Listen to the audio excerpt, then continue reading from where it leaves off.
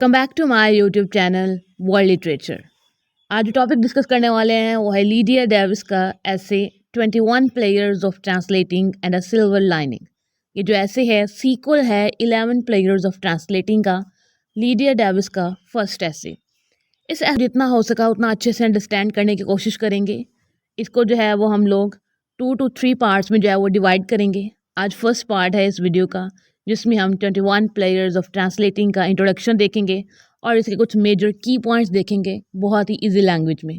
First of all Lydia Davis को जो है वो डिस्कस कर लेते हैं। हमारी जो राइटर हैं कहाँ से बिलोंग करती हैं, इनका लिटरेरी करियर कैसा था। उन लीडिया डेविस जिनकी बर्थ हुई थी जुलाई 15, 1947 में। सब कॉन्टिनेंट को इंडिपेंडेंस मिलने के एक मंथ पहले जो है वो लीडिया डेविस की जो है वो बर्थ होती है। अमेरिकन शॉर्ट स्टोरी राइटर हैं, नॉवेलिस्ट हैं, एसिस्ट हैं, ट्रांसलेटर भी हैं और इन्होंने फ्रेंच और जो डिफरेंट लैंग्वेजेस हैं उनकी जो ट्रांसलेशन है वो की हुई है। इन्होंने जो है वो शॉर्ट स्टोरीज भी लिखी हैं। डेविस ने उन ट्रांसलेशंस के अलावा जो है वो डिफरेंट ट्रांसलेशंस और भी प्रोड्यूस की, जिसमें फ्रेंच लिटरेरी क्लासिक्स है, स्वैन्स वे बाय मार्सल प्रोस्ट है एंड मैडम बॉवरी की गस्टेव फ्लॉबर है। ये कुछ डिफरेंट ट्रांसलेशंस हैं जिन पे जो है वो डेविस ने काम किया था। जैसे कि इंट्रोडक्शन को डिस्कस करते हैं। ये जो सेकंड इनका ऐसे है जिसको हम 21 players of translating and a silver lining कहते हैं, ये इनका फर्स्ट ऐसे आया था 11 प्लेयर्स ऑफ ट्रांसलेटिंग। उसका ही एक एक्सटेंडेड वर्जन है जिसमें जो है वो न्यूयॉर्क रिव्यू ऑफ बुक्स 2016 में ये अपेयर हुआ। सेकंड ऐसे है, इसमें जो है वो लीडिया डेविस ने एक डिफरेंट चीज़ को, एक डिफरेंट एस्पेक्ट को डिस्कस किया है कि एज ए ट्रांसलेटर्स उनको कौन सी प्रॉब्लम्स को जो है वो फेस करना पड़ती हैं जब वो किसी भी लिटरेचर को, किसी भी टेक्स्ट को एक लैंग्वेज से दूसरी लैंग्वेज में कन्वर्ट करते हैं। उसमें जो अनट्रांसलेटेबल एलिमेंट्स होते हैं, उसमें जो कल्चरल न्यूएंसेस होती हैं, ऑथर्स की जो ओरिजिनल इंटेंट होती है, इन सब चीज़ों को ओरिजिनल लैंग्वेज से एक सेकंड लैंग्वेज में लेके जाना, एज अ ट्रांसलेटर जो भी प्रॉब्लम्स फेस करना पड़ती हैं उन सभी प्रॉब्लम्स को डेविस ने इसमें डिस्कस किया है। और देन जो बताया है इन चैलेंजेस को फेस करना, और फेस करने के बाद जब आप एक परफेक्ट ट्रांसलेशन लेकर आते हैं तो वो जो प्लेयर्स हैं, वो डिफरेंट जो प्लेयर्स आपको मिलती हैं वाइल ट्रांसलेटिंग, वो क्या हैं, उन फेयर्स को ओवरकम के जो आप प्लेयर आपको मिल, वो जो हैप्पीनेस आप अचीव करते हैं, उन चीज़ों को जो है वो इन्होंने डिस्कस किया है।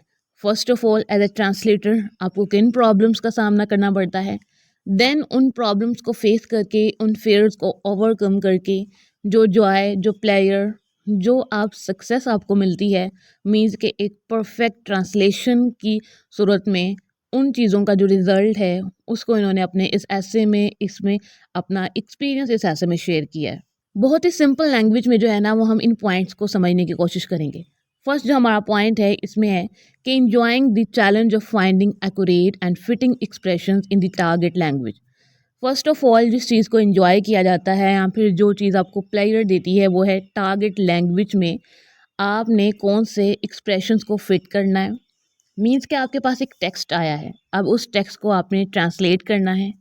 अब वाइल ट्रांसलेटिंग आपने सबसे पहले तो फाइंड आउट करना है कि जिस लैंग्वेज में आप उसकी ट्रांसलेशन करने वाले हैं ओरिजिनल लैंग्वेज से, अब कौन से वर्ड्स आपको चाहिए, कौन सा स्ट्रक्चर आपको चाहिए कि आप जो है ना वो इसको एक्यूरेटली जो है वो फिट कर सकें और आपके पास जो है वो एक स्टार्टिंग पॉइंट हो ट्रांसलेशन के लिए।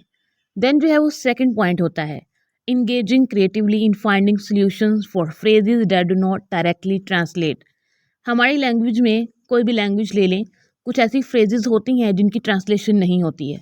अब उन फ्रेजेस का अल्टीमेट जो सोल्यूशन है उसको फाइंड आउट करना और देन उसको जो है वो पुट करना अपनी ट्रांसलेशन में, ये जो है वो सेकंड हैप्पीनेस होती है या फिर आपकी सेकंड सक्सेस होती है वाइल ट्रांसलेटिंग। थर्ड पॉइंट है कि जो वेल ट्रांसलेटेड हमारे पास कोई भी पीस होता है, कोई भी लिटरेरी पीस, किसी भी टेक्स्ट को जो है ट्रांसलेट जब किया जाता है तो उसकी जो ब्यूटी है, उसका जो स्टाइल मेंटेन किया होता है राइटर ने, या फिर जो उसकी टोन होती है वैसे ही होती जैसे कि उसके ओरिजिनल टेक्स्ट में थी।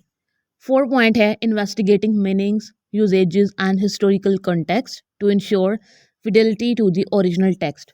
कि जो हमारा ओरिजिनल टेक्स्ट होता है उसको हमने इन्वेस्टिगेट करना है, मीनिंग को देखना है, उसका यूज़ क्या है, उसका हिस्टोरिकल कंटेक्स्ट क्या है, ताकि जो ओरिजिनल टेक्स्ट है उसकी जो क्वालिटी है उसको जो है वो कहीं भी ख़राब ना किया जाए।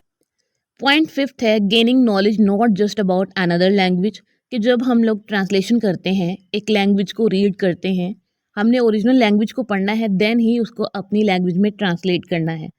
हम इंग्लिश लैंग्वेज को जब हम रीड करते हैं, उसको अपनी हिंदी लैंग्वेज में, अपनी उर्दू लैंग्वेज में, तमिल में, जिस लैंग्वेज में भी हम ट्रांसलेट करने वाले हैं, हमें क्या मिलता है, उससे नॉलेज मिलता है फर्स्ट ऑफ ऑल। तो क्योंकि इंग्लिश की लैंग्वेज को पढ़ेंगे मीन्स कि हमारा different phrases, different vocabulary, different words, हम उनको जो है वो रीड करेंगे, तो मीन्स कि हमारा इंटेलेक्ट भी जो है वो हाई हो रहा है। और इस तरह से हमें जो है वो पता चलता है डिफरेंट राइटर्स को पढ़ के कि डिफरेंट राइटर्स का पर्सपेक्टिव क्या है, उनकी थॉट्स क्या हैं, वो किस आइडियोलॉजी को लेकर लिखते हैं। हम पोस्ट कलोनियलिज्म, इन सब चीज़ों को जब पढ़ते हैं तो हमें पता चलता है कि राइटर जो है वो कितना डीप सोचते हैं, उनकी थिंकिंग इतनी डीप है, उन्होंने किस तरह से सोसाइटी के उन एस्पेक्ट्स को देखा। और वाइल ट्रांसलेशन हमें पता चलता है कि क्या क्या हुआ था colonial and post colonial time periods में। सिक्स्थ है immersing oneself in the culture behind the language which enriches the translation। यहाँ से हमें जो है वो कल्चर का भी पता चलता है। फर्स्ट ऑफ ऑल तो हमने ओरिजिनल लैंग्वेज के कल्चर में जाना है, देन जो है हम जिस लैंग्वेज में ट्रांसलेशन कर रहे हैं उसका कल्चर भी हमें पता चलता है। मीन्स के वाइल ट्रांसलेशन हमारा जो नॉलेज है, हमारा जो इंटेलेक्ट है वो हाई होता है। जो ट्रांसलेशन होती है वो कहीं ना कहीं हमारे लिए काफ़ी ज़्यादा यूज़फुल होती है। नंबर 7 है कि जो एक ट्रांसलेटर होता है वो किसी भी टेक्स्ट को जो है वो क्लोजली रीड करता है। मीन्स कि एक ऑर्डिनरी जो रीडर होता है जो उसकी ट्रांसलेशन नहीं कर रहा है, वो इतना उसका डीप एनालिसिस नहीं करता है, इतनी डीप स्टडी नहीं करता है किसी भी टेक्स्ट की, लिटरेचर की, जितना एक ट्रांसलेटर करता है। क्योंकि उसने तो उसके डीपर से डीपर मीनिंग में जाना होता है, उसकी जो हिडन पॉइंट्स हैं उनमें जाना होता है।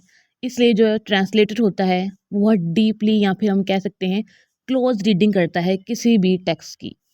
पॉइंट नंबर 8 जो कि बहुत इंपॉर्टेंट है, जब एक ट्रांसलेटर अपना काम करता है तो वो एक ऐसा मास्टरपीस अपनी ट्रांसलेशन की सूरत में हमारे सामने लेकर आता है।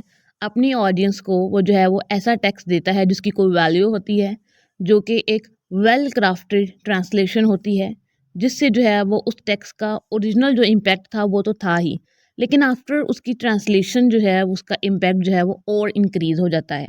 पॉइंट नंबर 9 है हमारा, जिसमें जो है वो ट्रांसलेटर जो होता है वो कोलैबोरेट कर रहा होता है ओरिजिनल ऑथर के साथ। क्योंकि जब वो ओरिजिनल ऑथर की इंटेंट, उसकी थॉट्स, उसकी जो वर्ड्स हैं उनको पढ़ता है तो उसको जो है वो फील होता है कि वो राइटर के साथ जो है वो कनेक्ट कर पा रहा है। एंड पॉइंट नंबर 10, जिससे जो है वो ऑडियंस के लिए जो है वो बहुत बेनिफिट्स होते हैं।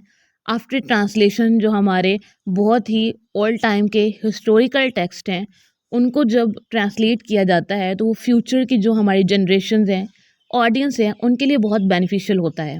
क्योंकि इससे जो हमारा लिटरेचर है वो भी अलाइव रहता है, और जो ट्रांसलेशन है वो वैसे ही जो हमारे फ्यूचर के जनरेशन्स होंगी जिन्होंने ओल्ड लैंग्वेजेस नहीं पढ़ी हैं, लेकिन उनके टाइम पे जो करंट लैंग्वेजेस होंगी उनमें जब ट्रांसलेशन होगी तो हमारी जो जनरेशन्स हैं उनको बहुत बेनिफिट होगा। ये थे कुछ पॉइंट्स जिनको आज के लेक्चर में हमने डिस्कस किया है। ये वीडियो जस्ट पार्ट 1 थी। हमने बहुत ही इजी वे में 21 प्लेयर्स ऑफ ट्रांसलेटिंग जो है वो उसको डिस्कस किया है। हमने जो है वो सिर्फ 10 पॉइंट्स इसमें डिस्कस किए हैं। अभी हमारा बहुत सा मेजर पार्ट इस वीडियो का जो है वो रहता है। वीडियो को लाइक और शेयर और चैनल को ज़रूर सब्सक्राइब कीजिएगा, और इसके नेक्स्ट पार्ट का वेट कीजिएगा। Thanks for watching.